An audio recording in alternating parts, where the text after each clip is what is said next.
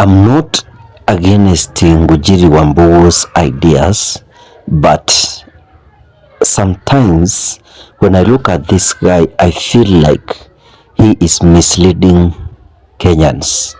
This is the guy that was supporting Raila Amolo Odinga, but right now he has diverted his ways to Kenya Kwanza, and that is the party he is interested in. About the financial bill, talking about the housing levy, this man seems like supporting the ideas of President Ruto. Ladies and gentlemen, welcome to my channel. My name is Dalmas. If you're here for the first time, kindly consider subscribing. Turn on the notification bell so that every time I'm going to drop a new video, YouTube will automatically notify you. And for the returning subscribers, thank you very much for always coming back to check on what I'm doing. This far, it's because of you guys, and I don't take it for granted.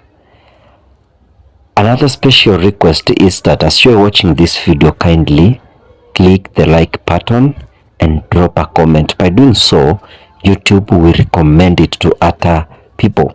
So ladies and gentlemen, we know very well that Ngunjiri Wambugu, some 2 weeks ago, he met with the deputy president.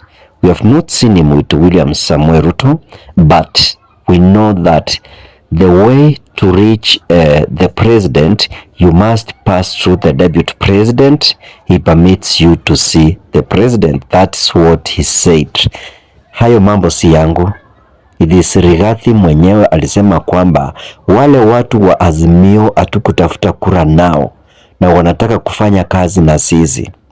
Huwezi pita mlango wa nyuma uone the president bila kupitia kwangu. And that's what he told Kenyans. Now Ngunjiri Wambugu has not met with the president. If they have met, they have not met publicly. Kila Mkenya aone kwamba they have met and this is what they discussed. This guy seems like supporting Ruto in everything. Hata kama ni ile jambo mbaya wanapitisha, lazima akuwe nyuma yake, because this guy is a politician and he knows that if this bill is going to be passed, is going to benefit and other fellow politicians are going to benefit. But what if wale ambao mapato yao ni ya chini? Najua watu wanasahau kwamba ile pesa watu wanapata na zile kazi wanafanya kila siku ni pesa kidogo sana, na ile uchumi iko Kenya saisi sio ya kuchezea, but they are playing with people's money. According to Wambugu's thoughts, I have an audio of Ngunjiri Wambugu talking about the housing levy, the 3% that Kenyans are supposed to be deducted. But according to me, I don't support the deduction of 3%. If we are going to be deducted 3%, many people are going to lose jobs and many companies are going to close down. If they close down, then how people are going to survive? Because of the 3%, it is going to take this country far behind. Let them look for a different solution on how they can get money to run the government, not imposing tax everywhere. Listen to Ngunjiri Wambugu's idea about the 3%. Is death and taxes. So let's first come from that understanding that for sure we will pay taxes, one way or the other. When it's paid, when it's collected by government, it is called a tax. When there is no government in place, it's collected by some organization, it's called extortion.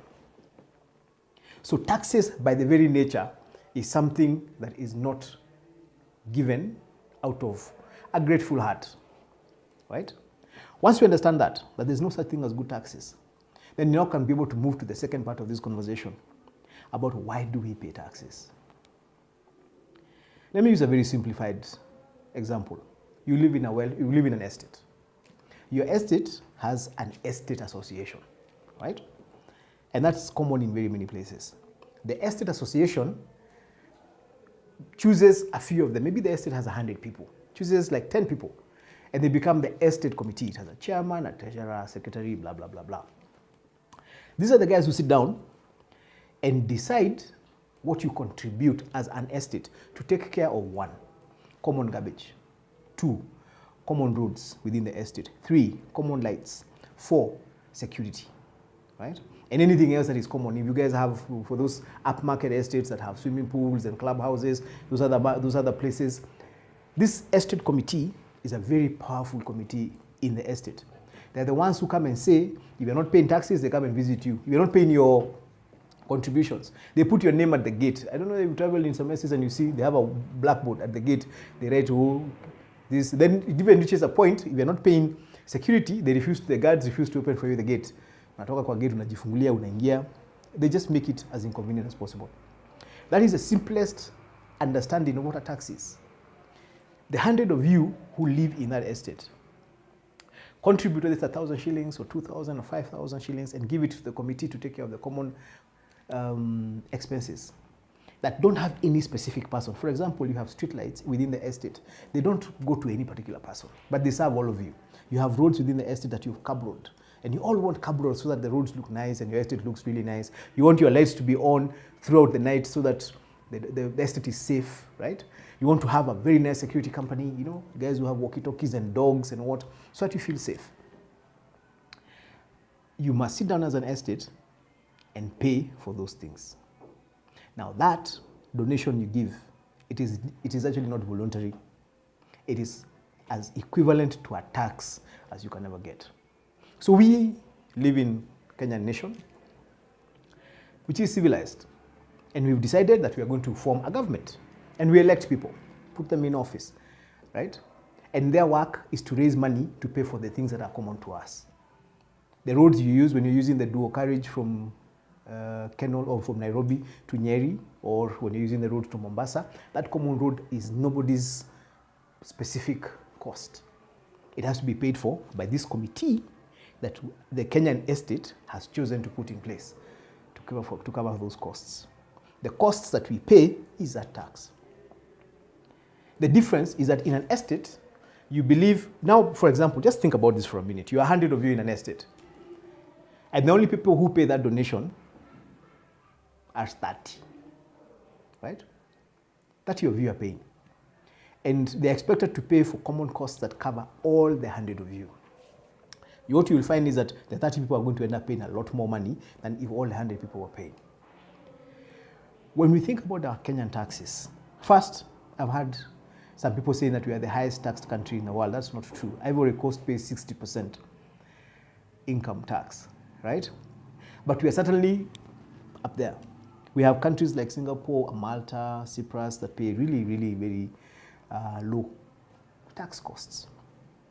Countries that have extractive economies, where you have oil, I mean, when you go to places like Dubai, you'll find that the citizens of the country don't actually pay any taxes. The people who pay taxes are the people who come to work there, right?